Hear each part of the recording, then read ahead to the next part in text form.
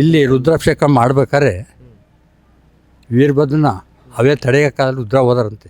ರಾಮೇಶ್ವರರು, ಕಳಸೆಟ್ಟಳ್ಳಿಯರು, ಚೆನ್ನಾಪುರದವ್ರು ಬಂದು ಭಜನೆ ಮಾಡೋರು. ಇಲ್ಲಿ ಅಮಾಸೆ ಕಟ್ಲೆ ಮಾಡ್ತಿದ್ದು. ತಿಂಗಳಿಗೆ ಒಂದಿನ ಅಮಾಸೆ ಕಟ್ಲಿಂದ ಬರೀ ಗಂಧ ಮರ ಹೊಡೆದು ಸೌದಿ ಕಚ್ಚರು, ಗಂಧ ಮರ ಹೊಡೆದು ಒಟ್ಲಾಕರು, ಚಿಟ್ಟೆ ಕಟ್ಟಿಗೆ ಹೊತ್ಕೊಂಡ್ಬರ್ತಿದ್ದು ನಾವು, ನಮ್ಮ ಅಯ್ಯಾರಲ್ಲ. ಇಲ್ಲಿ 7 ಎಡೆ ಶೇಷ ಆ ಕಡೆ ಪಕ್ತ ಮಾಡಿದೆ, ಅದು ನಿಜ್ಪೂರ್ಕ ಇತ್ತು. ವಾಸವ ಕಾಣೋದು, ಆಲ್ಮರ್ ಕತ್ತಿ ನಿಂತ್ಕೊಳ್ಳೋದಂತ ಅಂಥವೆಲ್ಲ ಕಳೆದು ನಮ್ಗೆ ಯಾವುದು ತೊಂದರೆ ಇಲ್ದಂಗೆ ನಾಗ ಪಲ್ಯ ಮಾಯ್ವಾತು.